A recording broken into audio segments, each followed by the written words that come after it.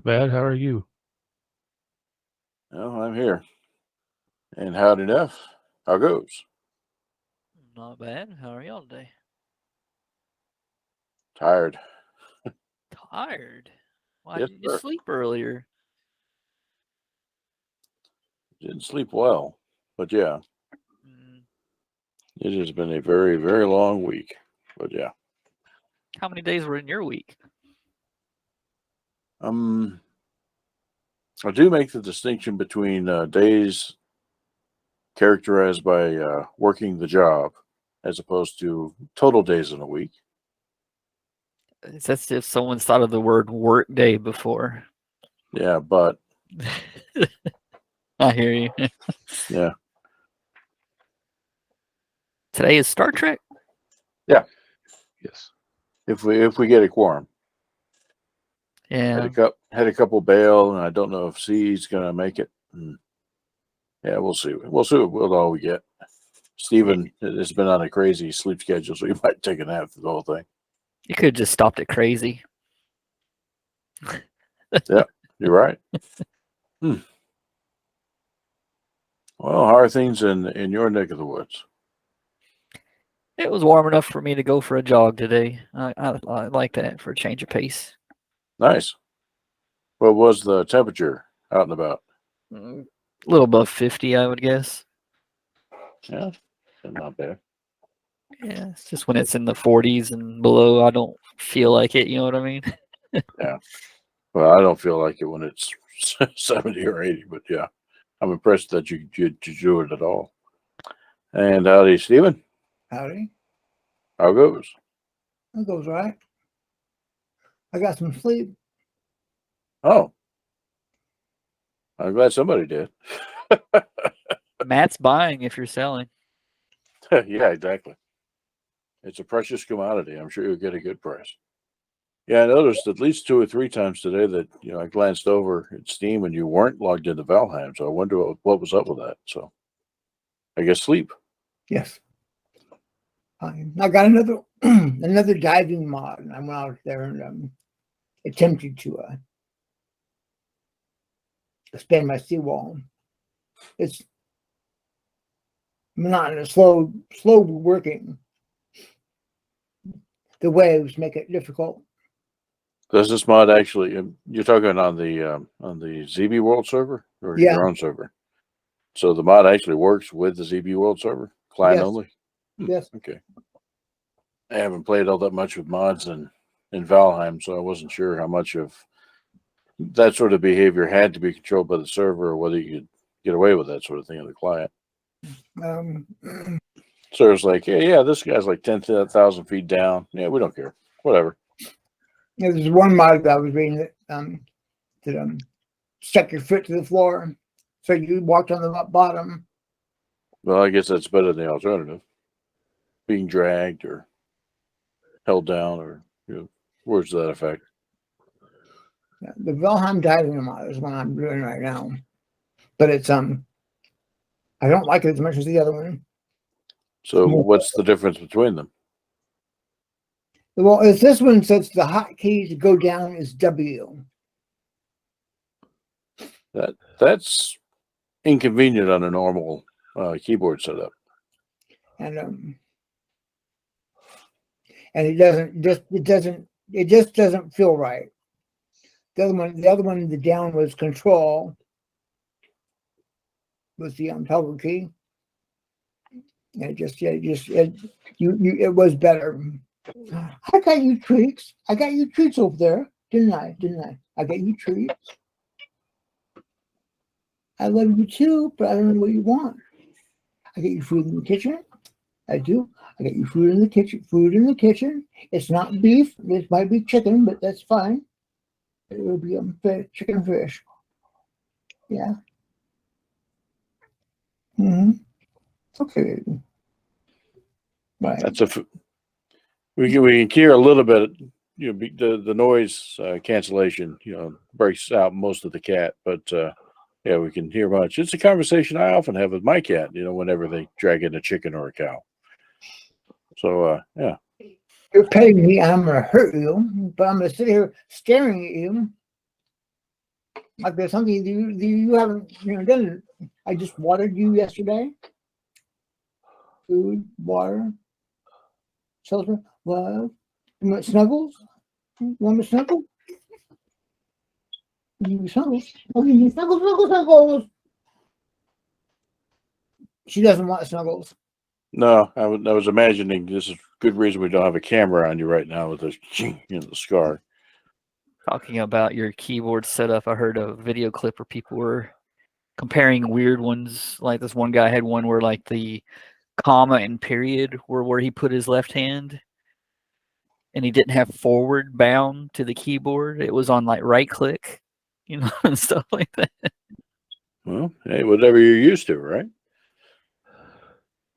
That's always been personally my problem with controllers, and like the Steam Deck or PS5 or whatnot, is that it's such an alien way of moving, getting around. I just don't want to go through the effort to wrap my head around it, even if I can at this age. Well, you're supposed to hold it in your hand, not wrap your head around it. It's probably part of the problem. I knew there was something simple I was missing. Yeah, it's always that. It just doesn't seem to fit right. You stick the analog sticks in your eye sockets and you look around, it pushes them. Ooh, okay, that was too much. It's definitely rough on the vision. Yeah, that's like a scene from Hellraiser there. He's a character in that DVD game I play, DVD game? the Dead by Daylight. Okay, one DBD. Right, Yeah, right. I get you. I play Yeah. that game all the time. But he's one of the killers you can be. The Hellraiser guy, Pinhead. Wow, really? Yeah. I didn't mistake. Evening. Well, See, Peg's cat talks back. Or back to this, the doppelganger. I don't think we ever left. Yeah, true enough. You almost had me tricked that one time. You had both a kid and a cat on the camera, but then I found out you had more than one kid. I was like, oh, okay. Oh, don't push that. I just see your hand going for the power button. It's big. It's red. It's glowy. I don't even know what she's looking for. She's saying boo.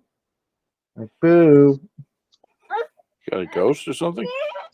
I think I would know if this was Hunter. Oh, I know what you want. Why'd you call that boo? Oh, blue. It's a blue dinosaur, but it sounds like she's saying boo.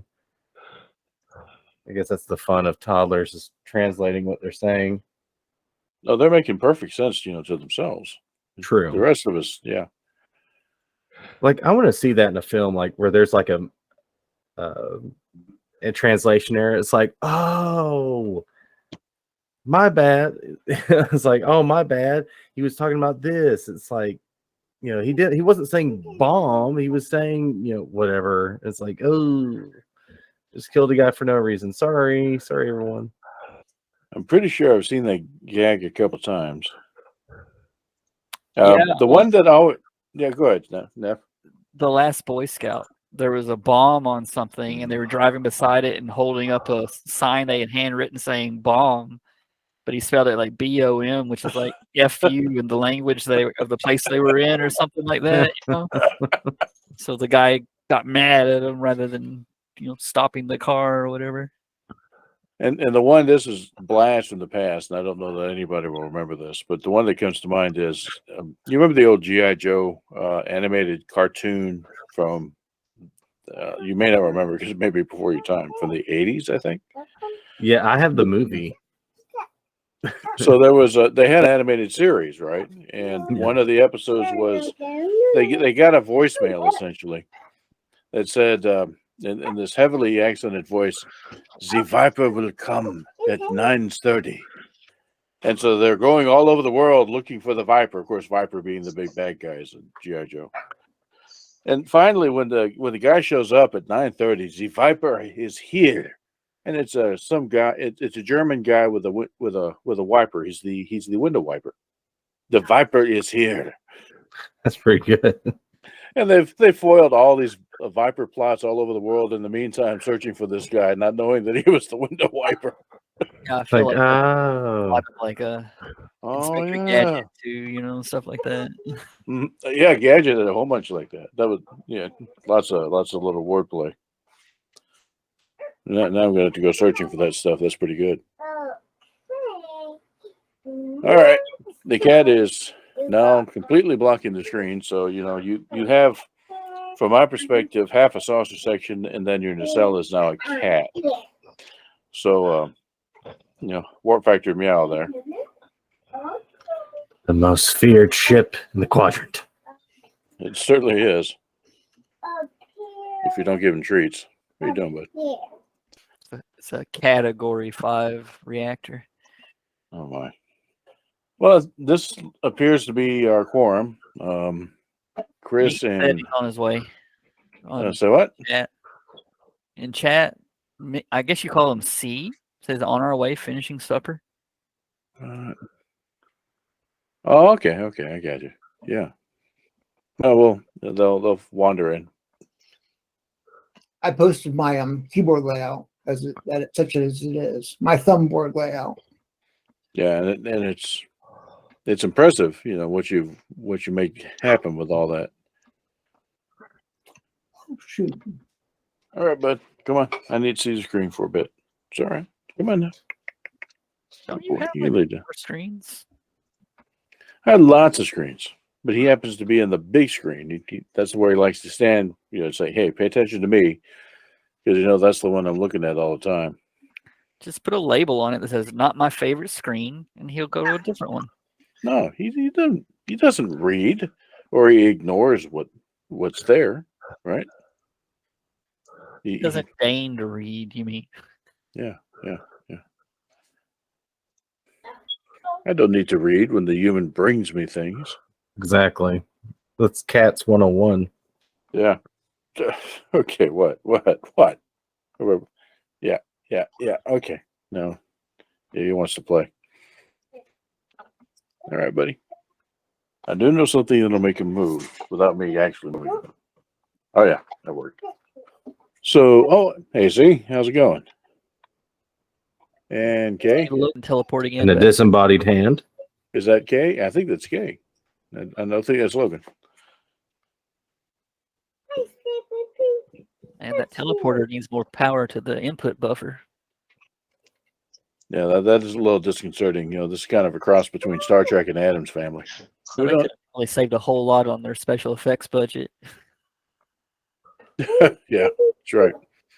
And we don't hear you just yet. Oh, there's Logan. Yep. I think you're muted, Meeks. Yeah. I updated my keyboard layout to show the other layer. I was just wanting to say hi, guys. Hadn't said hi in a while. Howdy, Well, hello howdy. there. How's it going? Doing good. Got dishes calling my name. We're calling names back. Jeez. I did. They didn't listen. So y'all have fun. I tell you too. Hang in there. All right. Are these? See if I'm my right glasses here. And those still aren't the right ones. Well, okay. I'm not getting over there to look for them. You're just gonna have to deal with me dealing with peering down my nose because these are progressives. I got you. All right. We just thought you adopted your cat's attitude toward the rest of us. Well, then I wouldn't need to read this stuff. Humans, read my DM notes for me. Yeah. Oh, I'll be over here. So I think we have our quorum. Chris and Joan weren't going to join us this evening. So we are ready to proceed. So I know it's been a while. Does everybody remember where we parked?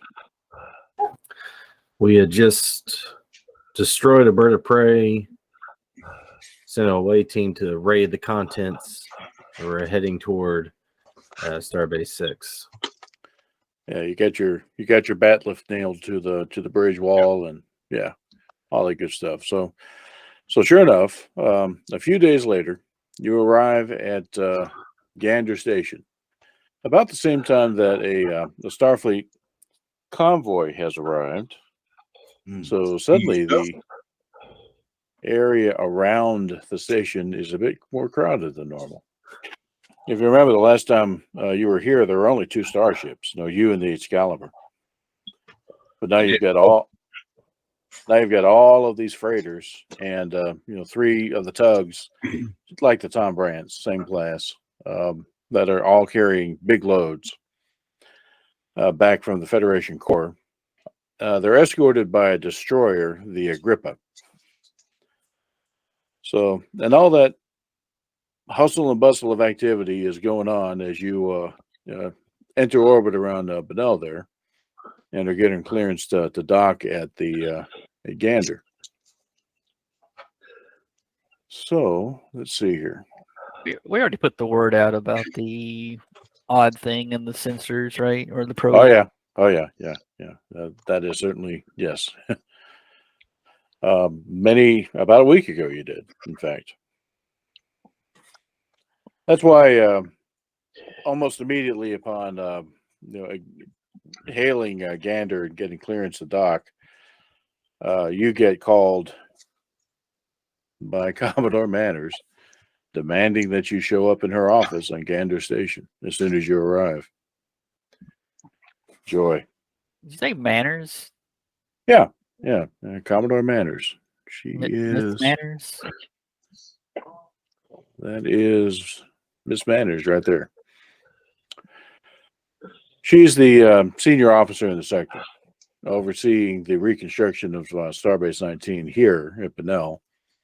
And you may not remember the first time the group ran into her. Well, she has established an attitude. So, but nonetheless, that was anticipated. You can't have things going on like have gone on without the senior officer saying, "Come see me." It just so happens that she does so, and abruptly and grumpily. All right, no problem. But like it's our fault the Klingons tried to sabotage the entire fleet. So Carson docks, no problem. Have questions for you in a moment.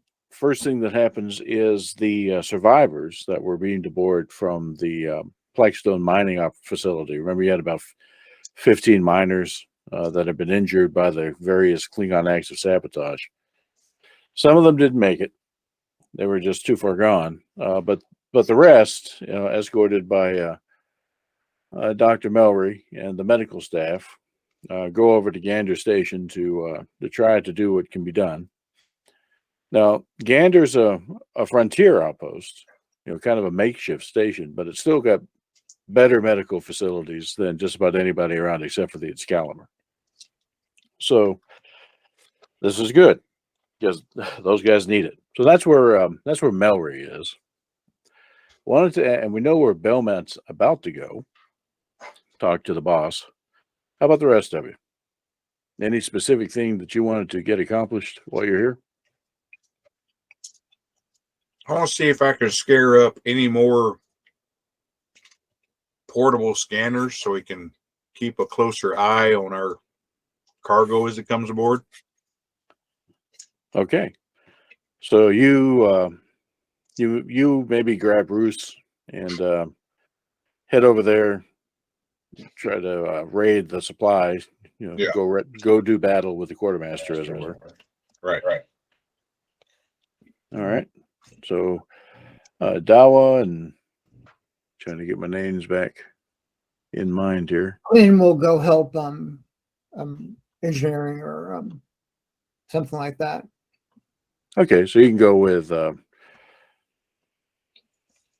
Brooklyn, to get these scanners sorted. Let's see. And Calvin, Neff, what's your guy up to? I think he's continue on with his experiments. If there's supplies to be had, he could probably use some more containment devices for reasons. So you two are going to go do battle with Quartermaster, but for a different purpose. All right. So I'll probably look at dealing with our Klingon visitors. okay. So you're probably going to go over to Gander itself. Probably hang out Okay. with the captain, because that is the neck of the woods where you're likely to find Krav and co. All right. So let's get all that set up real quick. Yeah. Go and leave ZZ in charge. Yep. I'm going to have all of you crammed into the way you were before, just even if you're not there. But let's see. All right. So here's how that plays out. So, all right. So everybody beams around here and there, everywhere. We're going to focus on Gerdine and Belmont here. So you arrive at the Gander Station transporter room. Again, a hustle of activity, because you've got crew replacements, workers and engineers cycling in from the transports. You have to kind of shuffle your way out quickly before another batch leaves and another batch comes. On your way out, and you're orienting yourselves, and you're about to head for the Commodore's office. And Erdine, you're about to go in search of Klingons. You come across this lady. Mainly in search of getting Klingons that we had off of our ship securely. So Okay, fair enough. Well, then in that case, you probably will not be in this. You're going to be guarding those Klingons, taking them to the break and such. All right. So we'll put you down here then. So Belmont, you run across this lady, looking kind of lost, almost, and very out of place outside of the transporter room, because you're in a sea of Starfleet uniforms and coveralls. And here is, an older lady. She got, nice civilian dress, but very much doesn't belong. And she's kind of looking around, taking it all in. Not that she has an expression of confusion, but, more of a attentiveness and trying to stay out of the way. She does see you, though. Commander, may I have a moment? So when she kind of does that, Belmont's just walking straight to where he's going. It's like, what? Yeah, because you're the captain, right? But somebody doesn't know that you're a captain, commander. Pardon me, but do you happen to know the direction to the Commodore's office? Well, you're in luck, because that's where I'm heading right now. Oh, really? Well, how useful. Do you mind if I walk with you? No, the company would be fine. Hey, you going to bed? Love you, buddy. All right. So you kind of walk through the halls of Gander Station. It's fairly big. I mean, it's probably the size of 6 or 7 constitutions put together, because of those containers, if you remember how they're arranged. So it takes a while. You have to get to a turbo lift. All the lifts are busy, because you got people and supplies going everywhere. So you have a lot of time to talk. And she says that she came in with that convoy as a passenger, and is just amazed at the activity everywhere. She asks about you. I mean, and at first apologizes for imposing on you. You can tell her whatever you like about yourself. So I just kind of go, I'm a Starfleet officer, ma'am. Well, I can see that. She kind of chuckles at you. And with the nature of how things are out here, it's one of those I can't just blurt out what I do to someone I've just met and have no idea where their standing is. So. She with a kind of a still smiling slightly, she kind of nods at that and says, that's astute. I do understand that there have been some run-ins with Klingons holdouts, shall we say, recently. Well, I don't know what the proper word for them would be, but Klingon is astute enough. Well, the Klingons might just call them warriors, and the Federation, well, we don't know what to call them yet. Turbolift opens and you're there now on the deck. You see coming out of Manner's office someone else right over there. Let's see. It would be this individual. Which, hey, Belmont, this is somebody that you know. It's one of your classmates. And you happen to know, hey, okay, you were expecting to see her, run into her at some point because she's the commander of that destroyer, the Agrippa. So she comes out of the office, the door is kind of wisping shut behind her, and has this scowl on her face, but sees you approaching and immediately brightens and waves and says, "Oh God, Dirk, is it Dirk? Yeah, it's Dirk. By your first name, Dirk. How you been?" Well, I've been better. How are you, Nola? And she says, "Same." After that chewing out. Yeah, the commander is definitely a character. Doesn't live up to her name. And Yerudi says, "Oh, well, how is that?" Oh, well, she may treat you differently.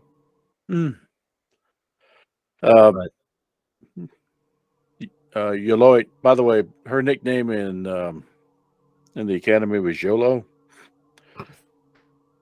For obvious reasons. Yeah, so she's kind of a free spirit. She kind of gets a smirk on her face and says, well, let's just say she does have a specific mannerism around her. So much hidden.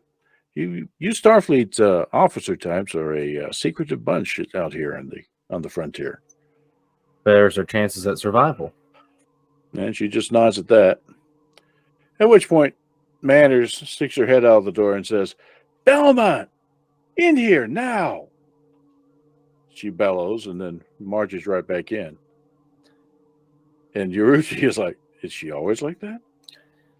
Well, this is the second conversation I will have with her, and I think it's a safe bet to say that yes, she is always like this.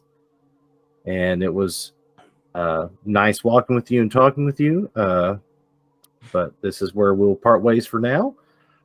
It's like, no, it's good to see you again. Dirk, we'll see you around. Any chance that we could swap tails here? She's talking about the Agrippa is going to be here for another 3 days. So probably wanted to. Carson would be interesting. I've never actually seen a Hermes mod of the Saladin class. Yeah, we'll have plenty of time to catch up. Sure. All right. I'm going to be here probably for the same amount of time refitting, and if they don't take my command away. Yeah. I don't think they can afford to. I don't know. I think the Commodore would find a way. You'll be fine. And she just pats you on the back as she walks past. So you move on up to the door that I can't see anymore because the cat's in the way. Come on, buddy. Oof, oof, oof. Your Wharton cell gets around. But to your surprise, you walk through, and there's Manners. Rudy walks right behind you. Doesn't miss a beat. I'm not going to correct her. Well, I still don't know who she is, and I mean, if she If she's a civilian and sees that and couldn't care less, who am I to stop her? Well, Manners sees you and says, Captain, you've got a hell of a lot to... Who are you? As Yuri kind of steps up behind you. Yuri looks around the office and, oh, don't mind me. I'll just be right over here. And she takes a seat. Manners just stares at her. No, I really need to know who you are. We're about to have a classified discussion. So many secrets. She shakes her head. So many secrets. So, Yuri sighs and stands and says, Commodore, my name is Yuri Ananish.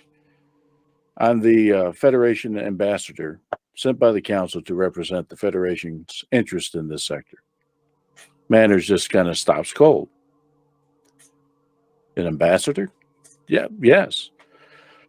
Since the destruction of Starbase 19 and, well, the chaos in the region, there really has not been adequate local representation of the Federation's interest here.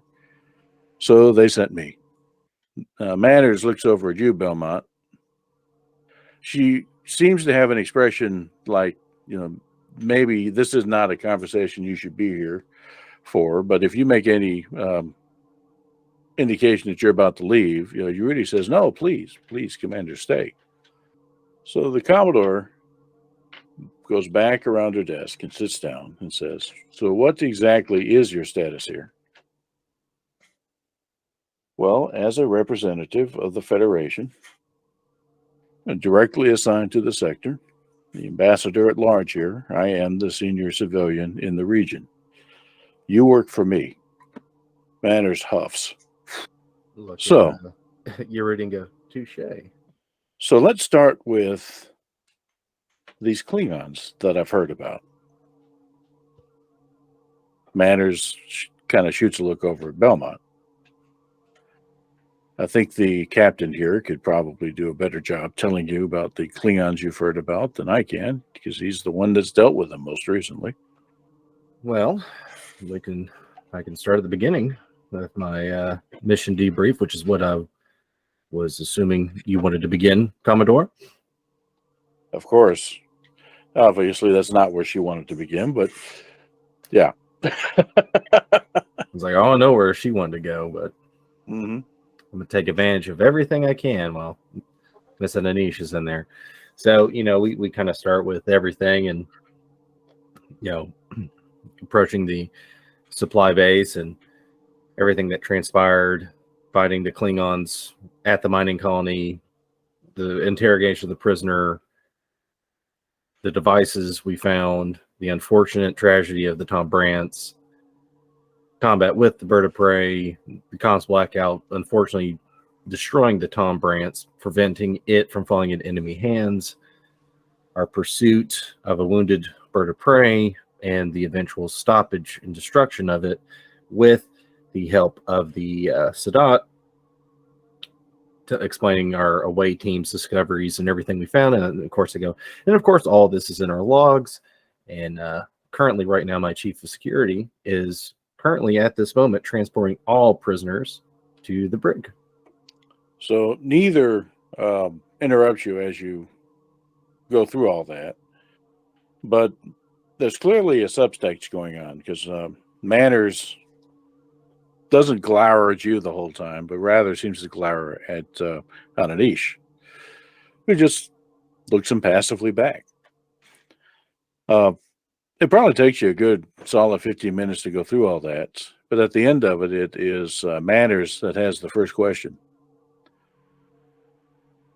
On the subject of these devices, how again did you find them? Well, technically, I didn't find them. It was actually through the luck of having a botanist on our ship that just so happened to catch something outside of his algorithm, caused attention, and he found it, brought it to us. And unfortunately, we thought it was an isolated thing until the Tom Brants went silent.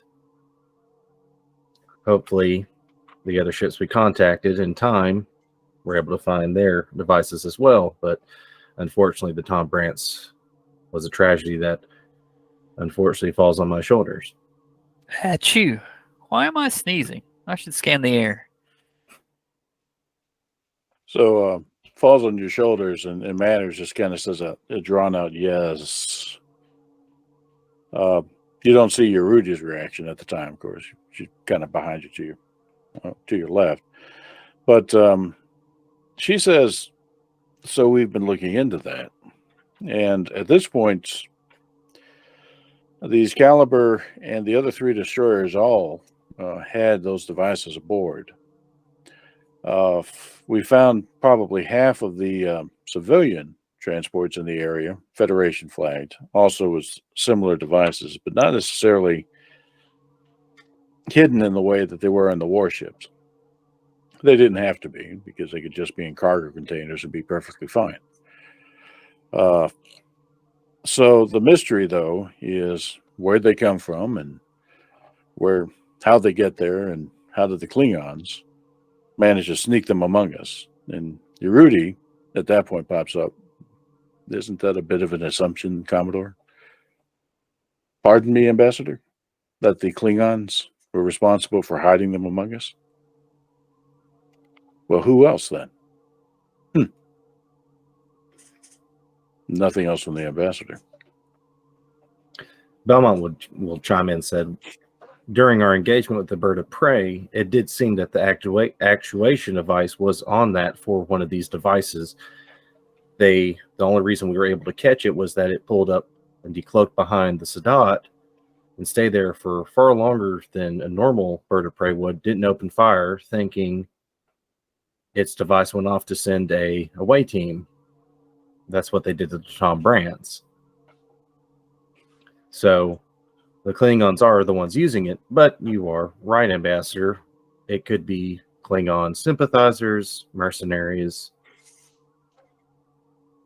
This is quite a large operation within Federation territory, and on Federation ships, you can't really sneak a Klingon onto one of these ships. And it's about then that you're noticing again that it's Manners and Rudy staring daggers at each other.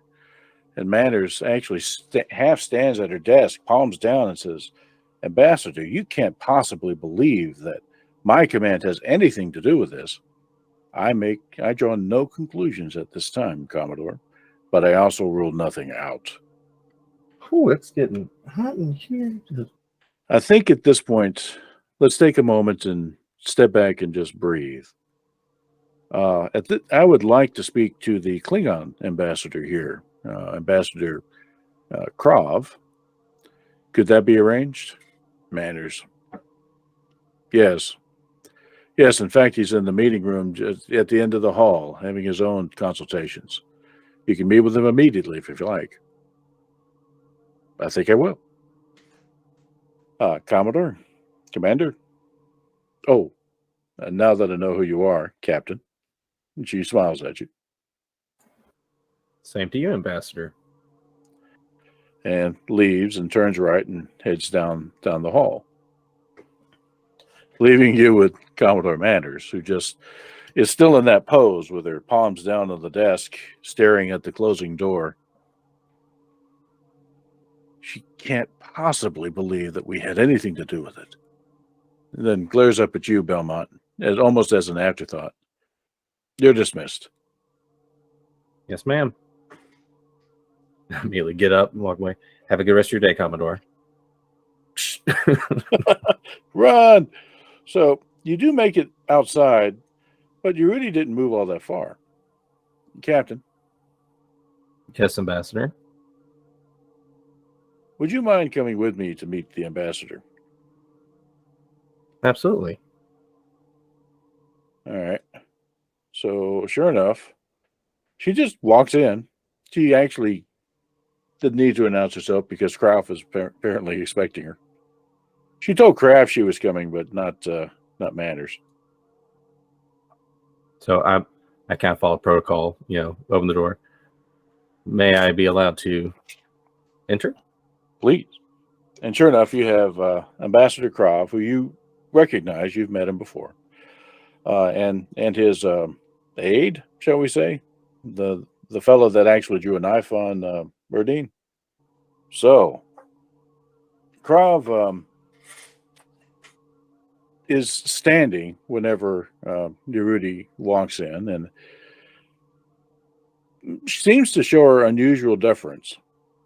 You know, your dealings with Klingons are they're not particularly diplomatic. Don't care for the niceties. So when it's clear that he waits for her to sit before he sits down, you know, kind of makes an impression on you, Belmont. It's like, okay. So you wonder if maybe these two know each other, or maybe Croft knows something about Yerudi that you don't, which is entirely possible. You just met her. And so this discussion begins. Yerudi says to Krav, Ambassador, we've been in communication for some time. I am pleased to make your acquaintance in person. You aren't what I expected, Krav says. Oh, how so? Well, you're not 10 feet tall or breathing fire.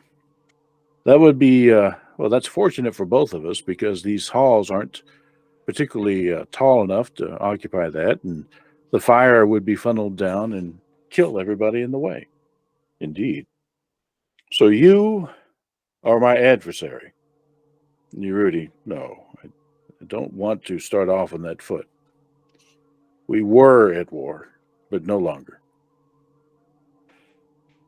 Krav shakes his head. Do you know why I agreed to be the ambassador here? And Yerudi just raises her eyebrows, inviting the response. Prune juice on tap. Yes. Because I wanted to see what underhanded double dealings the Federation used to convince our council to abandon a sure victory. I know how to defeat your fleets, but apparently you are a foe that is more powerful still, and yet you do not look like a warrior. One fights wars in different ways. So what is it that you wish to speak of, Ambassador?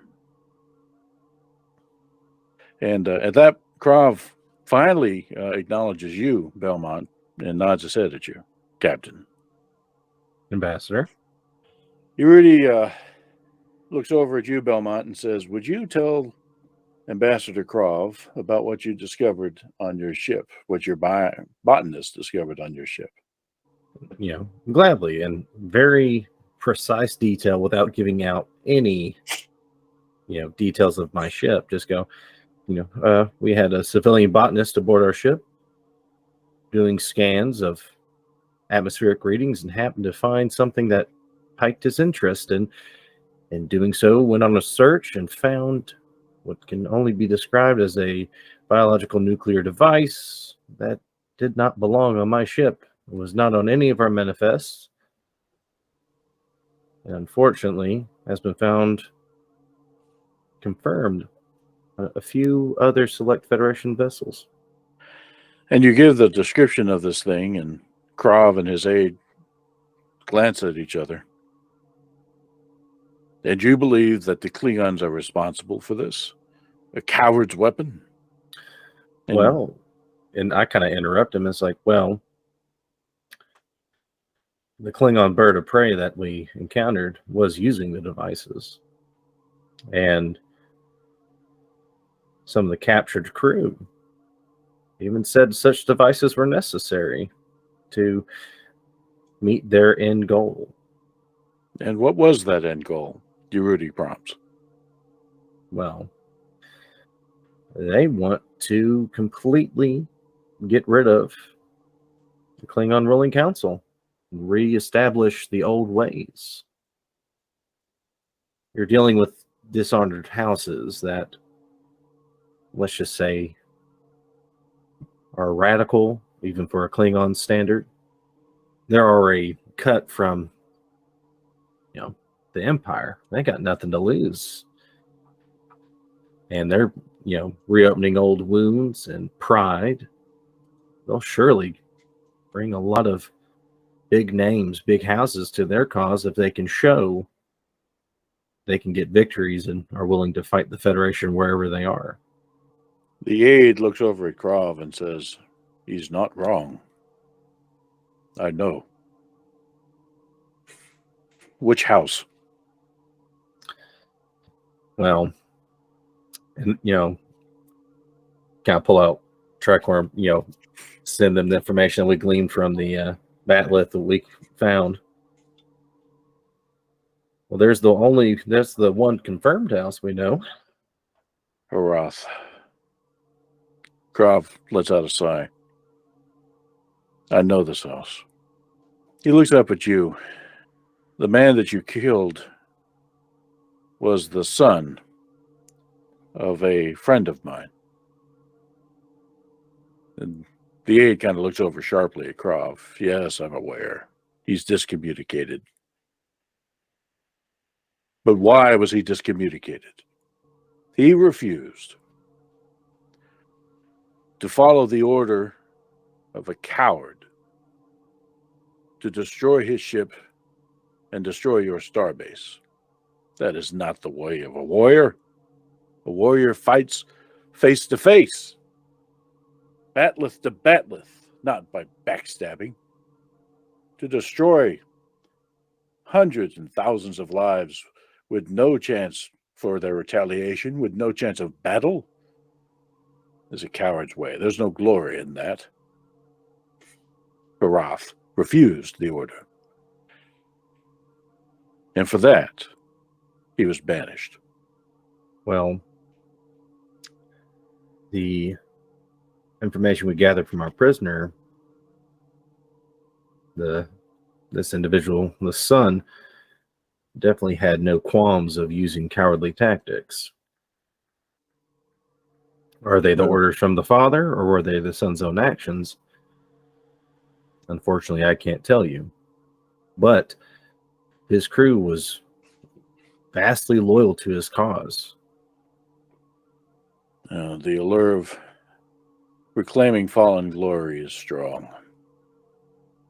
You'll do almost anything, kill almost anyone, break almost any rule or norm, dishonor any honor. His house has fallen far. I'm afraid I don't have answers for either of you. I don't know where these devices came from, and I don't know how Harath or his son might be involved. Clearly, you've eliminated one. The other, I will say this: he was dishonored, and his entire house banned from ever entering again into Klingon space. They were scattered, their weapons stripped, their titles gone, their lands and planets and holdings absorbed by surrounding houses. They are what happens to all Klingons in this state. They become paupers and they die. Some don't. Some try to claw their way back. Perhaps that is what we are seeing here.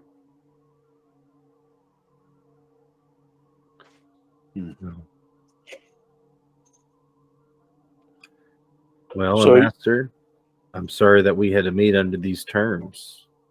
But if there's any information that you do come across, please let me know. I would ask the same of you. This man was my friend once. I think he was right to disobey that order. I would not have seen this Starbase 19 destroyed the way it was. By a fleet of my ships, yes, but not by a coward's act of detonating a matter antimatter bomb. She turns to Yerudi and says, "Have I satisfied your curiosity?" And she says, "Yes. Because I know where those devices came from, and it wasn't the Klingons. Everybody turns and looks at her then. You see Ambassador Krav in the full disclosure and with full awareness that we are no longer at war. You deserve to know that those devices were created by the Federation. You did have us by the throat. You were 2 hours away from Earth. With your final battle, you could have taken the Federation. So, in desperation, at least some within the Federation had a plan to try to blunt that attack. And it involved these weapons. Terrible weapons. Weapons that, under normal circumstances, the Federation would never think of using. And then Krav interrupts her. Like our own people, you too have yours that are willing to go to any lengths, dishonor any honor. And she nods. Now, I don't expect you to take my word for it, but the Council has tried to investigate and identify those responsible, and that is still ongoing. We intend to punish them, but there is the mystery of how these weapons found their way here and where they're going, and how the son of your friend had codes to activate them. Are you proposing, Krav asks, that we work together to solve this? Can you think of anything else that can be done? That's when Belmont chimes in. Well, Ambassador Krav, the only leads we have are currently being put into a holding cell here. There were other prisoners we took from the ship and much information that we ourselves may not be familiar with. Our intelligence are gathering it right now, but I'm sure you could, and interest for the Klingon Empire, put in a requisition form to request copies of that information. But it's in your best interest and ours, looking at Ambassador Andanish, that we do work together, because on your side you have radicals who wish to do away with any loyalist houses right now to the current council. Now, our end, we have radicals wanting to do away with loyalist federations, wanting to keep the peace, warmongers. The galaxy will burn if they are to rule. I think it's in our best interest to work together and pull out any stops and pursue any leads we can. And right now, those prisoners are our first stop. And Krav just gives you a kind of a tight-lipped grin and says, Captain, I am a warrior of the Klingon Empire. I would prefer to see the galaxy burning, but only if I can face it with my bat'leth in hand. Not if the fire starts from behind me or stabs me in the back or... It's frustrating. Ambassador, I can see the warrior's spirit still burns brightly within you. This position definitely denotes the man sitting before me. It's ill-fitting. But I will say this, if you wish to take the galaxy on by yourself with a bat'leth, I'll yank the one I just nailed to the hull of my ship and meet you blade to blade. Oh, okay. That gives him... He actually kind of smiles. Eyes gleaming a little bit at that. Well, we may yet cross blades, Captain. But for the moment, partnership. Belmont will stand up and says, as an old saying goes, the friend, my enemy, is a friend indeed. But I think one day our blades will pass and cross, and hopefully ends in peace. So the rest of that meeting is basically working out some details. Under what circumstances they can get information and maybe even actually go talk to these prisoners under supervision. But at the end of it, you seem to have your agreement. Krav and Aid have agreed to help try to track down, if there is something Klingon side, a destination or someone or an influencer, and work with you to try to disrupt this, because at this point it's not clear what those things are going to be used for exactly. We've seen them in use or the intended use on Starfleet ships, but who's to say you might not find some on Klingon ships as well? So there you have it. At the end of all that, Krav and Aid excuse themselves and off they go. And the ambassador turns to you, rubbing your temples, and says, well, he wasn't 10 feet tall either. That's actually the first time I've met a Klingon in person. I go, well, he's actually kind of short for a Klingon. She smiles at that. I'm not sure what your future plans are, but I believe as soon as I've settled my affairs here, as long as it doesn't interrupt what you are doing with the Carson, I might need a ride. And she says that, let me move you over here. Okay. I've introduced myself to the Commodore, but I need to talk to some of these other local governments. And the next place I need to go is Delta Borealis. Just about a week's travel to the towards the Klingon Empire. If you mouse over that, you'll see the description. It was a large, advanced. It's a Class M world with a pre-warp civilization, fairly advanced, but it was attacked and occupied by the Klingons during the war.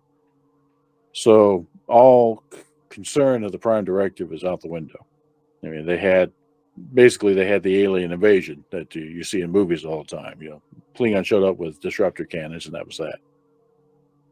So at some point, Starfleet came in and drove the Klingons out, but at that point, the damage is done from the Prime Directive perspective. They damn well know they're not alone in the universe because they got shot at by quite a few of them. So it is important to the Federation to establish some ties with these people and try to figure out how we can interact with them, support them without poisoning the culture any more than we already have.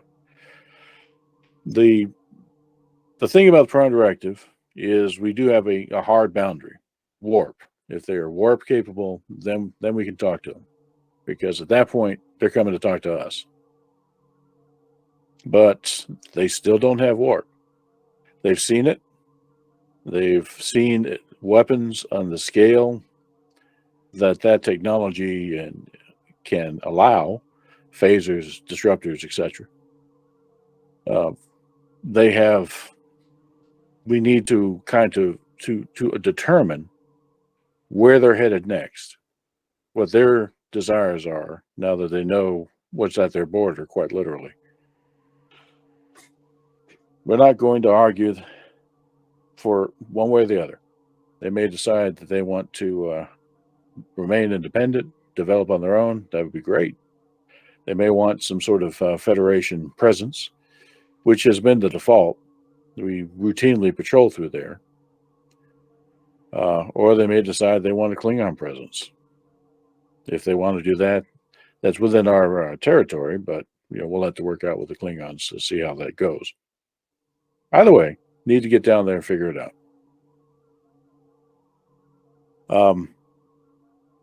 That would be my next stop.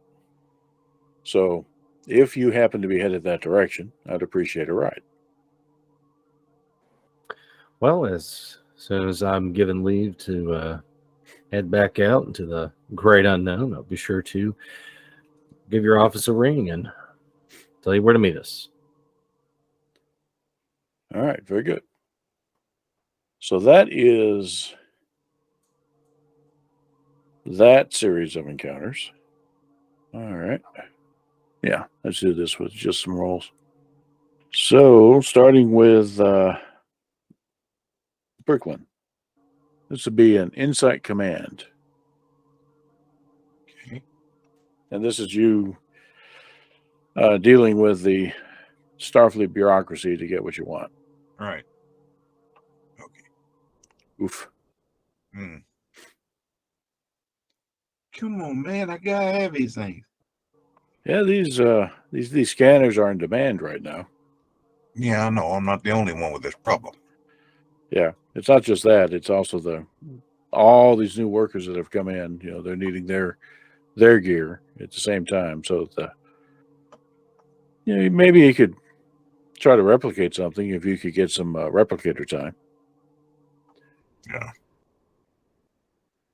And for that, how about a control engineering role? All right. Oh, come on. Come back here. Too many tabs open. Yeah, totally know what you mean. All right. See if that does anything. A little bit. Okay. Yeah, that's looking better. So you lead the quartermaster to his ordeal, and head over to the Starbase replicator and kind of whip up a set. Okay, I think this will do. Now, Quinn, you're there. You're kind of helping out with that. Let's see. Take a look at Quinn here real quick. I have a focus for transporting the replicators. Well, the deal with the replicators is this is old Trek, right? So replicators are a thing, but they're not the magic toys that they were in Next Generation. So if you want something in particular, particularly something complex, then it takes a bit of effort. Right. All right, but I think between you and Brooklyn, you can make that happen. But what I want from you is a reason science role. How many guys? Just your base 2. Oh, so you actually had a replicator thing there. Okay. Yeah. All right. So you pick one of these guys up and you start, okay, we have this newfangled custom tricorder, essentially, that's supposed to be specifically tuned to find this sort of thing before it finds us. All right, well, let's give it a try. You wave it around. Yeah, actually. It has positive hits. 2 of them. One of which is on the Carson, which is impressive because the Carson is at this point hundreds of kilometers away at a orbital dock. And the other one is actually here on the station. Wow, that's some range. That's some range. If that hits people, just put a location and convey. Yeah. Now, the one on the Carson you knew about because that's the one that Neff is experimenting with. God help you. Yeah. But this other one, that's a hit on the station itself. It's like, okay, didn't know about that, but it might be innocent. It might not be. We'll see if we can track it down. All right. And that leads you to the Commodore's office. So it's actually in there, or is it out here in the walls somewhere? Well, you think it's in the office someplace, yeah. Well, I guess we can risk it. Ring the chime. Yeah, no answer. Okay. I guess I better do it the right way and ring Starbase security rather than try to jury rig it myself. Okay. So, you call up the security, and the chief sends down a couple of... they weren't expecting something like that to be in her office. Well, me either, but that's just where a ping comes up, and I'm trying to test this equipment. Quinn's gonna Right. move. Try and get. Gotcha. Mm-hmm. So those 2 show up. One of them enters an override code, enters in. Okay, where is this thing? All right.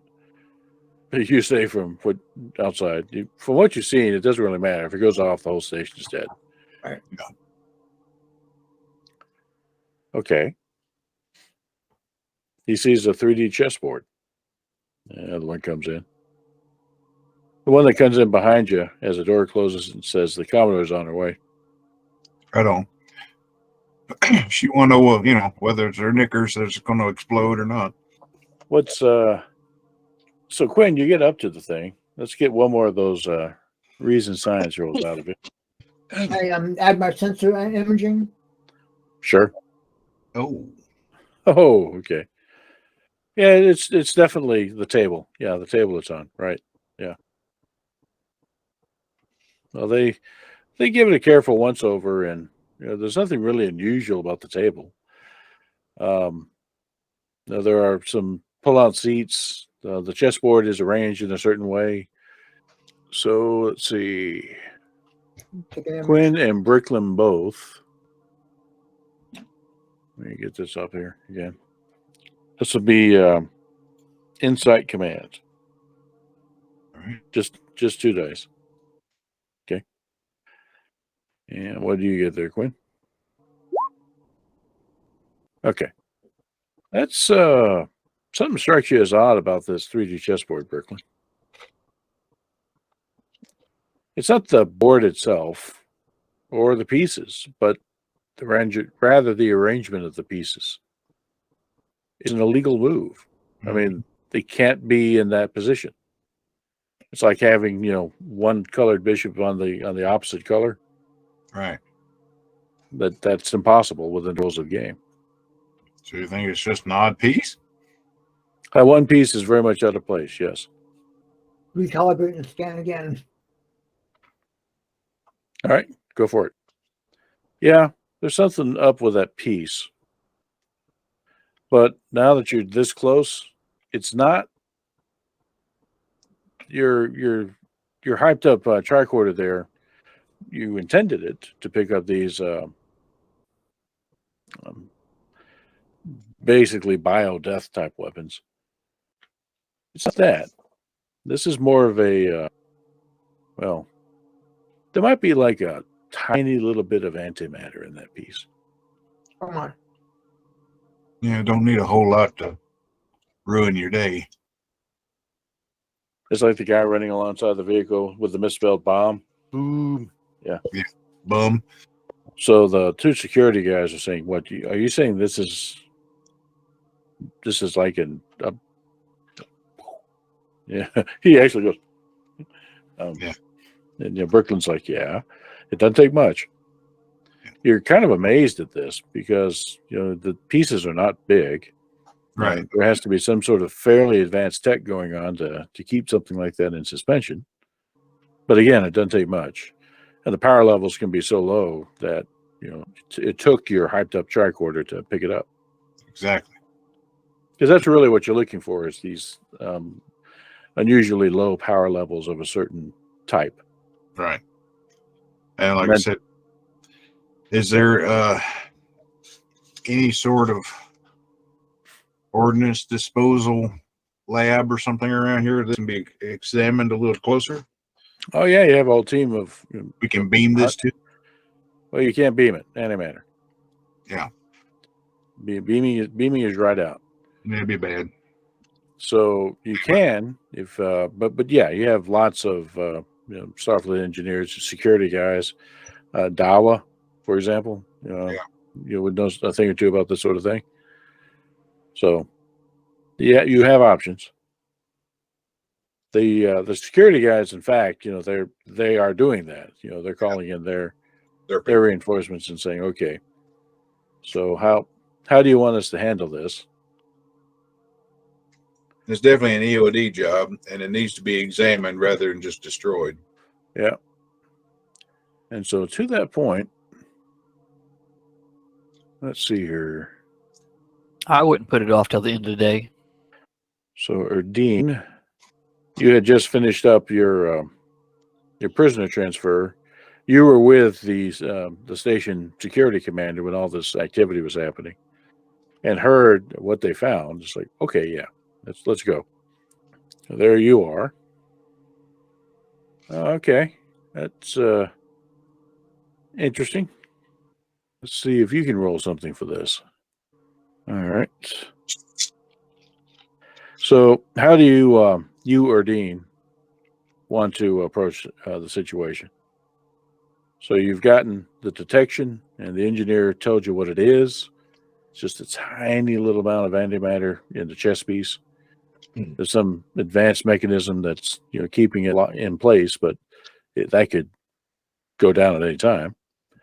It's not so much to blow up the whole thing, but certainly would take out here and 50 meters in any direction. And it's So like literally nanograms. Nanograms, tiny amounts. Yeah. it's like And the reason it wasn't picked up, that it's sitting in the wrong place. If somebody were to put it back in the right starting position, it takes their arm off. It'll take more than their arm off. Well, you know what I mean. but Brickland's nailed it, because that seems to be exactly what it is. It was intentionally put in the wrong position with the idea that somebody would notice and then move it back to the right position. That's your impression there, Dean. Oh, now it's niggling at me. Now I want to move it. You have problems with impulse control even in the future. So there will be an EOD, full-on EOD team coming along. The Commodore is no longer coming. The security chief warned her off, and they're evacuating the area around here. Yeah. But yeah, it is time to plan. You'll have more resources, but the more people you pour in there, the more you put at risk. So that's a choice you have to make. Well, I'm tempted to say, okay, we know where it is, we know which piece it is, and that sort of thing. So, unless Brickland has any experience with EOD, especially dealing with antimatter, it's probably best to get him and Quinn out of here. Yeah. At this scale, I ain't got a clue. Warp core or something else. But that's one thing that's really amazed you, Brickland, is the scale of it, the elegance. Mm-hmm. Because this is not something that was just slapped together. It's not a hobbyist bomb. And it's inert. It said, I deal with, controlling a reaction. This is waiting to happen. I don't, the whole triggering of it is fascinating. Mm-hmm. So that's why let's let you get one more roll at this, because you've been kind of pondering it for a bit. Your best is control engineering, looks like. Yes. Right. And let's see if you have anything that will. Hey, go ahead and add it. Bump yourself up to 3. All right. Because you've been poking at it for a while and you've had Quinn helping you. Let's see what you get. Still just 2. Still just 2. Yeah. You are convinced that this is the work, it's carefully planned of a weapon system engineer, somebody who's familiar specifically with photon torpedoes, that knows how these things are how antimatter is drawn off from the source and then held in place long enough, to be detonated at the target. Yeah. But you've never seen anything like this. Okay. I will actually probably make the comments as, gee, it even seems a little advanced for a Klingon design. Yeah, I mean, it's so tiny. There's no, this is Klingon, this is Federation, this is what, until you can tear it apart. But so the one thing that's probably clear to everybody who's familiar with the Commodore is, somebody didn't really like the Commodore all that much. Because if they wanted to disrupt the reconstruction process, there are other ways to do that, like these, biokill bombs that have cropped up, but you've neutralized now, fortunately. This looks personal. This looks like it's after the Commodore herself. And fortunately, it would have taken out a lot of other people, if the Commodore had beep, beep. But here it is. We're assuming the trigger is moving the piece back to the its proper spot. Is there anything embedded in the chessboard to indicate? So Basically, what Quinn, I'm looking for is a trigger. yeah, right. Quinn, go ahead and make your give yourself one more roll. You haven't done. You've tried this a few times. Oh, hello. Wow. Good Lord. Yeah. Okay. It worked. I've been studying this for a few minutes, she said. Yeah. From far away now. Right. So, no, the board itself is fine, but there's definitely circuitry within that piece that will detect motion. So much for moving it. The whole board. They put it on a grab cart in a initial somehow Inertial containment field. Mm-hmm. And Brickland, that you kind of nod at that and say, yeah, you do that sort of thing all the time with heavy loads. So that might be something viable here.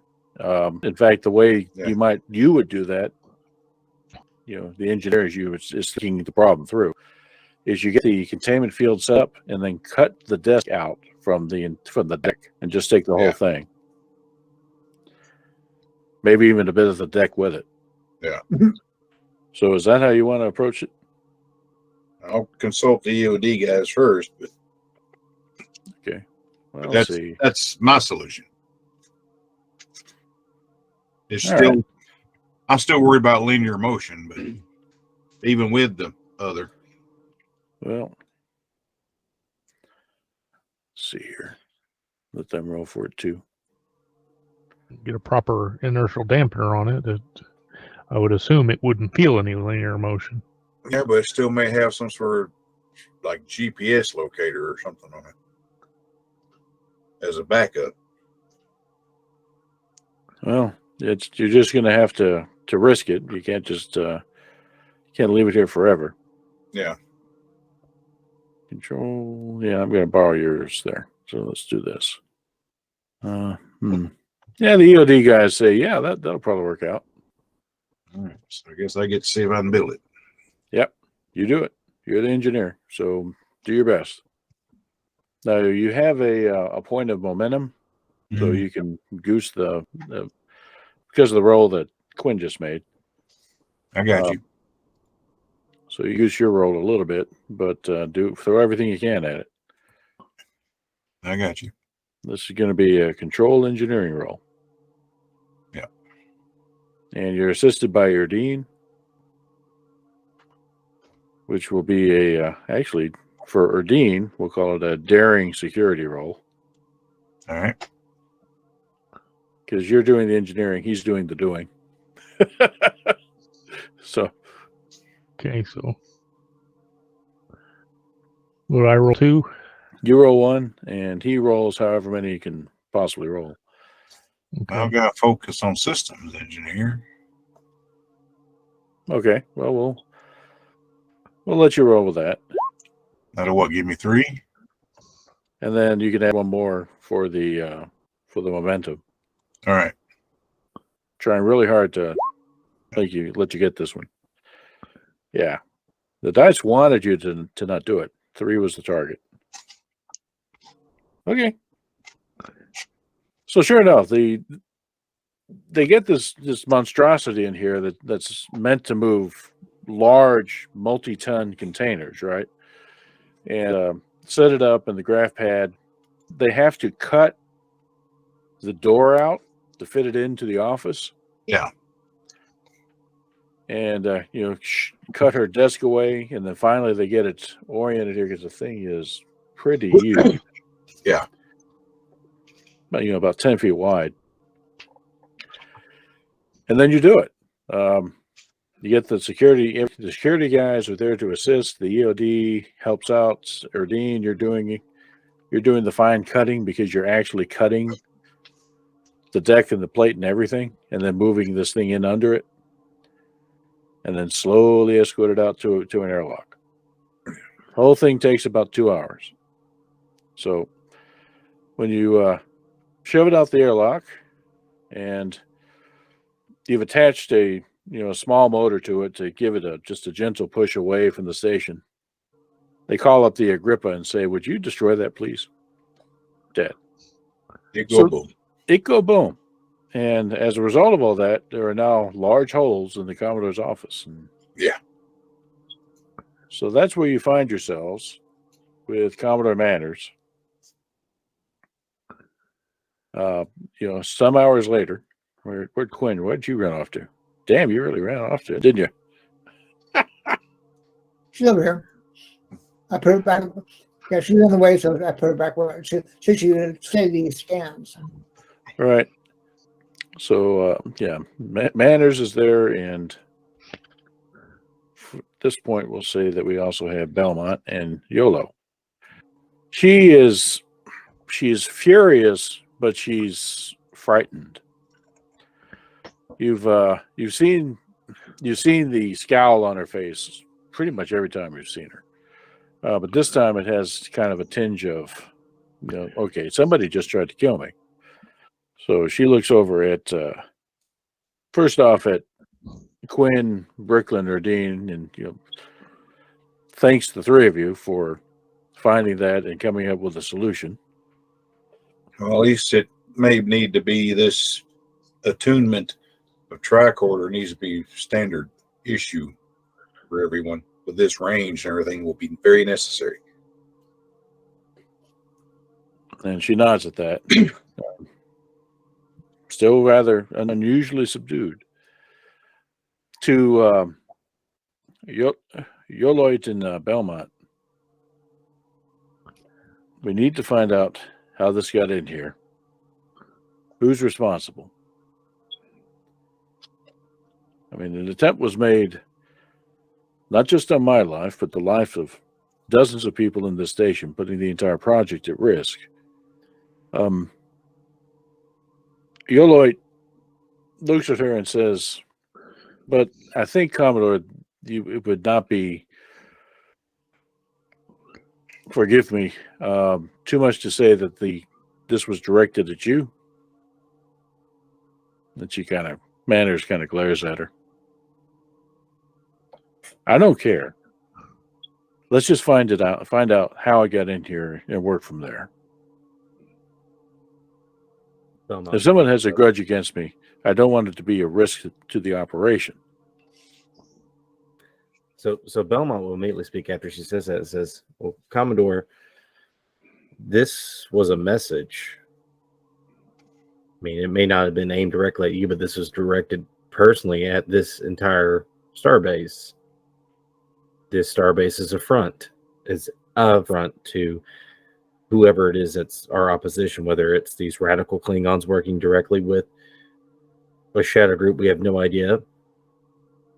You just were the intended target, but I think everyone wearing a Federation uniform on this base was the target. It was a message, be gone. Now," and I tell her this is like in strict confidence, that I understand that you, Commodore, and the new ambassador for the Federation are definitely at odds, but she knows where these devices are coming from. She has said Manners so. looks right at you when you say that. She does. She has said so in my presence. And she gets really grim, thin-lipped expression on her face. Now, Commodore, I think it's in our best interest of everyone in this room is the only one that knows of this information and knows of what just transpired in this office with the device. You go on a witch hunt, they're going to go into hiding, and you're not going to find them. And whoever our enemies are will use it to their advantage to make you look foolish and destabilize this area further, whether through assassination or getting you reassigned." So you're saying this was to tell me to shut up, be quiet, stop looking. Exactly. This was a message. Now, like I said, obviously whoever we're facing knows that we can find these devices. eventually this will escalate to newer, more advanced, harder to find. What, if anyone out there, I can't think of. I mean, we've had how much traffic at this survey since we arrived back? It could be anyone. They're hiding, but we should narrow our search to maybe certain organizations, groups who could actually get the materials for this device. That's really who you should be focusing your investigations on. This came from someone or somewhere. But what the skipper is trying to get to is he's saying that this is looking more and more as like it's coming from our neighborhood rather than our neighbors, our opposition. This is right here on top of us. It's an inside job of some sort. Nicely put, Brooklyn. When the bomb doesn't go off, that's going to let somebody know that we're on to them. Oh, it did go off. Congrats on your first kill, Captain Lloyd. And she gives a little salute at that. Yeah, I can't take the credit. The gunnery officer knew which button to press. I have a quick question, and I don't want to be out of line here. It's my understanding that Ambassador Crab normally sets up in the conference room just off this office. Is that correct? It's absolutely correct. And Manners nods as well. That's true. So he spends the majority of his workday there. Yes, and then on this deck. But then again, these are the administrative offices for the base, so it's to be expected. But yes, he does spend most of his time in that room, adjacent to mine. And you also have a brand new Federation ambassador who knows more than she's telling and is as interested as we are finding out who's supplying these devices. Well, I'm no Vulcan, but I would say that logically we can that would tend to rule out the Klingons as a source of this bomb. Unless they wanted to take out their own ambassador. Which they may. Some of the ones I've spoken to quite possibly may. I don't know. Well, just the fact that they're in the proximity of the Federation types means they're colluding with the enemy. Not necessarily. Ambassador Crab knows the house who we've dealt with, knows the leader of it personally, knew the son we killed. Now, his involvement with them may just be communications, but that's enough. But in his defense, he does put on a good face. He's not going to give out any information he doesn't want to already give out, but mentioning the fallen house definitely got an emotional response for an ambassador, whether he be Klingon or anything else. So he may be a sympathetic person that could be a potential asset to this rogue house. But as Bricklin stated, these devices are coming from our own people. It's Federation. It's not Klingon. So Manners takes all that in and nods, almost with a defeated look, and says, all right, we do this quietly. Again, thank you all. Captain Jolot and Belmont, if you'll stay a moment. And everybody else kind of files out. Her office is a ruin at this point, right? So there's no desk, there's no table. She's just sitting in one of the few chairs that's left at this little lounge over here. I know we haven't exactly had an easy time, the two of you and I. But I wanted to say that I trust you both. I know that you're not responsible for this. Your people were at risk too. I find it offensive to think that the Federation will be responsible for this or these devices that we found on our own starships. It boggles the mind. Everything that we do, everything that we've worked for, just totally diametrically opposed to the concept of it. But if people are capable of building those biohazard devices, I suppose they'd be capable of trying to stop people from finding out where they came from. You said the ambassador knew, though. Said she did. She doesn't know names, but she knows that either a few individuals or more were building these near the end of the war. But they were told by the majority to stop. You may have some people that felt that they could have been the saviors of Earth and the Federation with these horrible weapons. And they felt slighted, and maybe they want a regime change. This is all just conjecture. Lloyd looks over at you and says, but not necessarily wrong. I knew a lot of people that were getting ready for the last stand at Earth. They didn't expect to survive. They would have done anything. And Manners looks up and nods too. All right. Captain Belmont, Captain Harris from the Excalibur contacted me while this was going on. We didn't discuss it, but he had other business. He'll be in touch with you here shortly. Orders for the Carson. Captain Lloyd, would you and the Agrippa remain behind and discreetly investigate this? She nods. Yes, Commodore. I know we're going to hold you over a little bit, but I think I have good excuses for doing so, other than this, but I think I need the resources of a starship captain who is not connected to the scene at hand.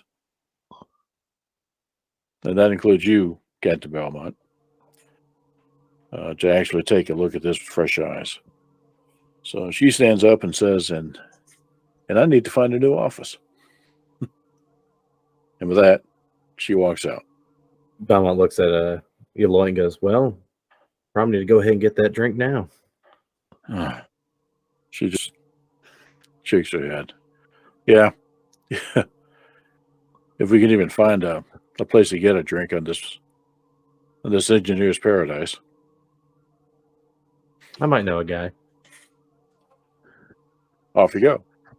So the promised conversation with Harris comes a few hours later. Let me go back here. Okay. All right. There we go. I can see it. So Captain Harris aboard Excalibur calls you up. And I got these things in the way. Thank you. So he says, I understand you've had quite a rough go of it here the past few days. Oh, nothing too bad. Just some extreme redecorating. He just kind of smirks at that and says, I guess I don't want to know. So here's what I got for you. We have finished our initial operation here at Minithverger. We think we've suppressed pretty much the entire Klingon garrison that was holding out here. There's still a few stragglers, but the local militia is able to keep up with it. However, what I have a problem with is that we've detected signs of Klingon ships under cloak operating in the area. Not sure what they're up to. In the meantime, though, we had to be someplace else. There's another Klingon holdout here, Tenniskar. And so my intention is to have the Excalibur proceed to Tenniskar, have a Sadat rendezvous with us there, and we are going to begin offensive operations against the Klingons there. I'm going to have the von Steuben move up to Minith, and I want the Carson to eventually rendezvous with von Steuben. Now, I understand that you have maybe a an ambassadorial escort mission. That'll take you to Delta Paralis. Go ahead and do that. But as soon as you're done with that, and hopefully you don't have to move her back, then come and join the von Steuben. Your plan is to try to track down any Klingon operations in that area. Find out what we're dealing with, what they're doing. Maybe they're just evacuating the remnants. Maybe they're trying to reinforce. We're not sure. But unfortunately, this other war has heated up a little bit, so we've got to get down there, put out that fire. Hopefully, the von Steuben and her contingent will be enough to keep the embers from growing any stronger there. That's contingent on they're not getting any reinforcements. So that's why I need the Carson over here to figure out if they are. So, any questions on your intended orders? No, sir. All right. Well, hopefully you don't have any more redecorating to do. It's we've got quite enough on our plates and don't need any more distractions. But I know how that goes. All right. Well, with that, Excalibur out, and that's your orders moving forward. Will do, sir. Carson out. And to leave you tonight with one final scene, Brooklyn. So you're getting ready to get back aboard the Carson and round up your engineers for the next mission. When you see, hell yeah, we'll do it this way. On a pile of crates that's going to be loaded into the Carson, some parts and supplies. Something that you haven't seen in a while. Something quite familiar. A little bit of origami. This is origami in the shape of a small little scout ship. Okay. Well, go over there and check it out. Yeah. It's well done. Somebody knew what they were doing. There's a message written on it. Good catch, Brooklyn. You won't be finding the next one. And they do like the rest of them disintegrate. Oh, yeah. Okay. And with that, that confirms some suspicions. And with that, we pause. When it disintegrates, does the Mission Impossible music start up? Yeah, pretty much. Yeah. Yeah. And there it goes. I was thinking it would go to the claw like Inspector Gadget. I'll get you next time.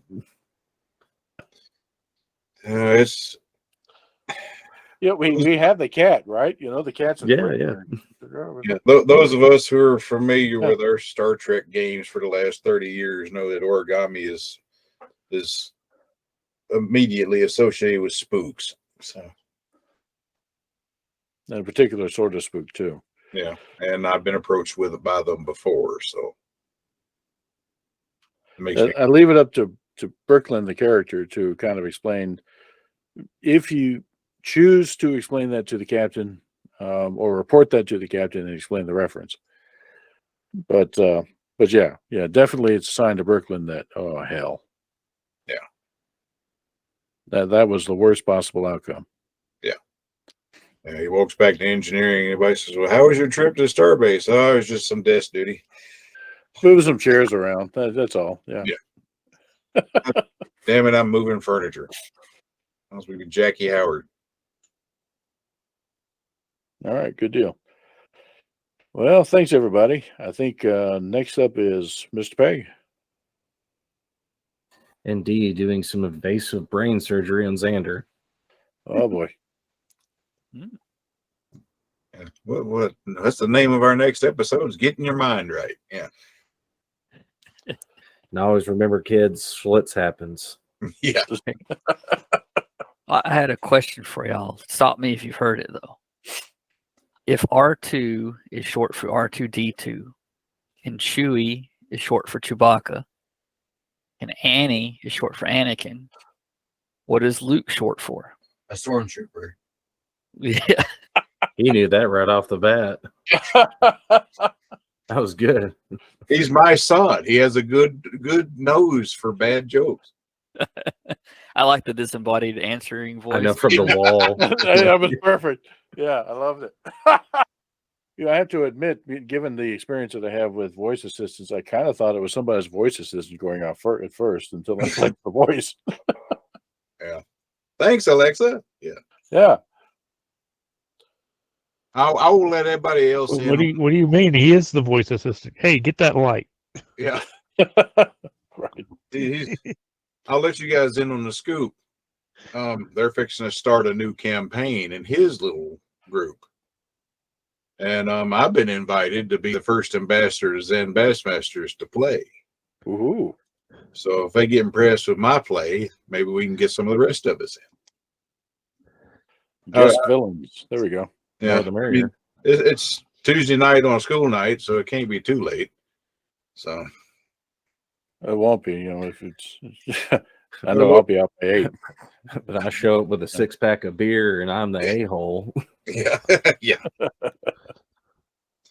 So anyway, I've been working on my character for that. He's gonna be yet another dwarf fighter, but delving in the Ravenloft. I ain't been in there in a long time. Oh boy. Yeah, Nice knowing you. yeah. Died last time.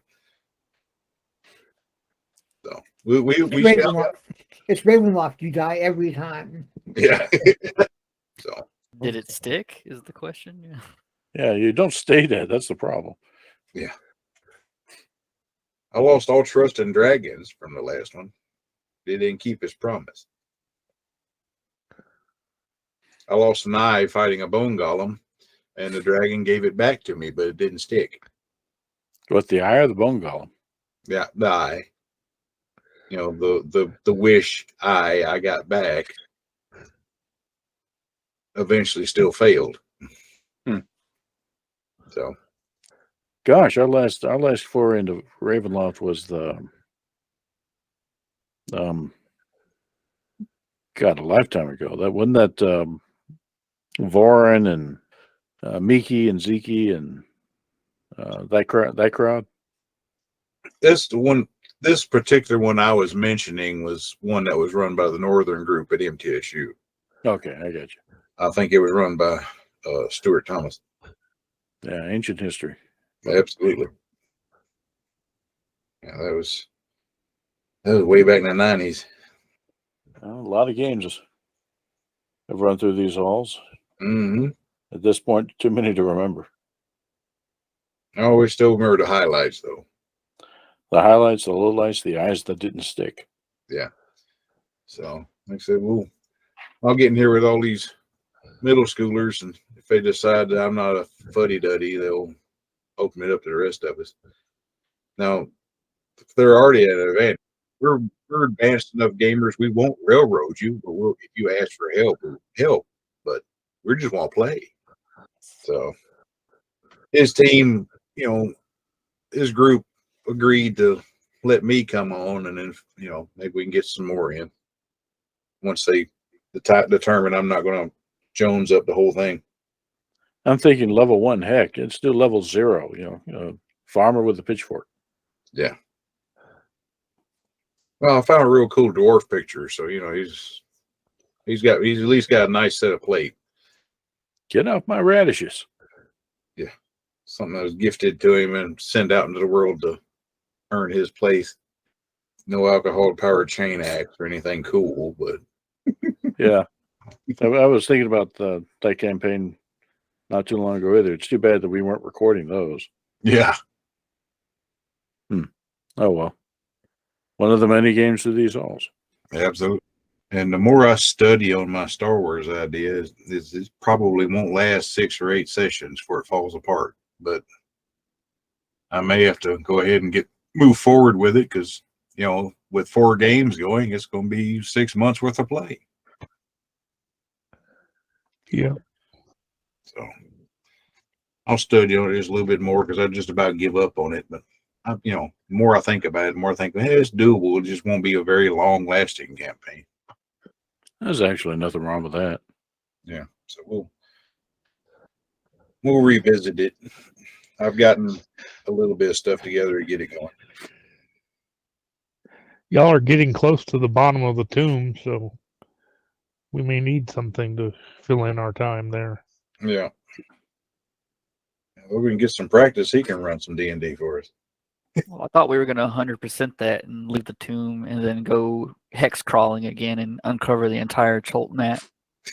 No, I Okay. can see Neff is on his side going, what? I wasn't kidding. What are you talking about? What are you laughing at? Everybody's dead. We can't raise them, so we might as well do something. Yeah. And we still have some people alive in this island. We need to make sure that there's nobody coming back. Yeah. Yeah. I just need to go long enough to figure out what happened to the green one. Yeah. Sitting down lounge chair on a beach somewhere with a little drink with an umbrella in it. Yeah. This is a very strange straw. Yeah. Me and Logan watched the movie Runaway earlier today. You know, they get him introduced in some light cyberpunk. You know, chasing basic robots. Runaway? Mm-hmm. Tom Selleck. Not familiar. Yeah. Tom Selleck, Gene Simmons. So old 80s movie. Has Logan seen Logan's Run? He has not. But I've got it. One of those we just hadn't queued up yet. You know, some of my favorites are, you know, Blade Runner, Virtuosity, this thing. I also like the Schwarzenegger Running Man. That's pretty good. Yeah, that was good. Light cyberpunk too. And the cross between cyberpunk and oh crap. Oh, the D&D one. You know, with Bright. Shadowrunner. Yeah, Shadowrun's what I was trying to think of. I really like the way Bright kind of delved into that lightly. They had a second Bright movie too. They were talking about it. I don't know if it got completed. Yeah, there was. I'm trying to remember the details. It was not. Not as good, I guess. I want to say it was animated and it was medieval. Oh, I see. Yeah. It's kind of like that one Riddick movie that was animated in the middle of all that. Yeah. That was one of the things that brought me to Netflix, was that movie. Did I ask you if you've seen the Willow series? Got started on it. I haven't completed it. Yeah, same here. I didn't realize it was a series. I thought it was just they were happy they were showing Willow. Yeah. Me and Logan also watched the first episode of Strange New Worlds to kind of get him queued up for tonight. That was a better series than I was thinking it was going to be. It was solid. It was good. Yeah. And I think Picard is coming out or has come out or will come out this week. Yeah, this week, I believe. Yeah. Then first of next month, we'll start getting into Mandalorian. We have some new Bad Batch episodes. Yeah, we're caught up on Bad Batch. Yeah, I've only got the first two in. Well, what was that movie on HBO Max that you recommended way back when? I thought it was on Max. It's on Paramount. It's called Devotion. Okay. That might be easier to find then. I actually picked up Max a couple weeks ago because I wanted to see The Last of Us. Yeah, I don't think it's Devotion. I think it's Devoted. But it is a Korean War naval aviator drama. I think you'll get a kick out of. It's actually based on a true story. Okay, cool. And once it's told from the opposite side of the story, I always knew, because it's a story of one of the Congressional Medal of Honor winners. I remember the story because of that, because I researched most of those. But it's told from the opposite side of the story, so you don't really get it till the end. But it was a well done flick, you know, very well told, not poorly paced, and was respectful of both the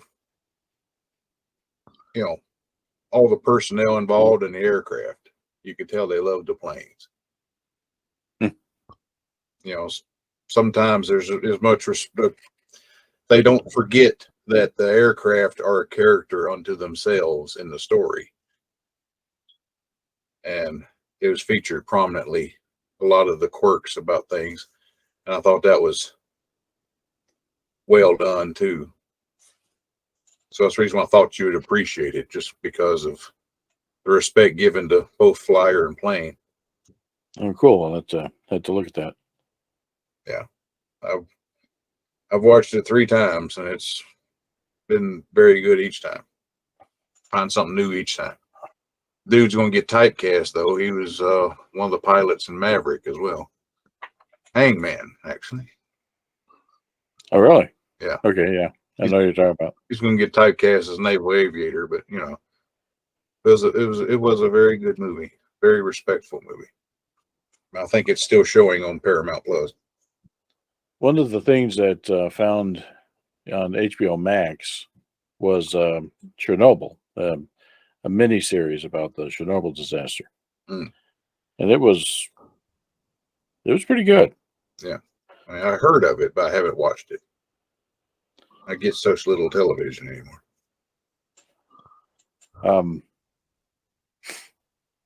I mean, don't need to go into Chernobyl, but yeah. But the problem with that sort of docudrama is the drama part, of course. The liberties taken with the story to fit a narrative.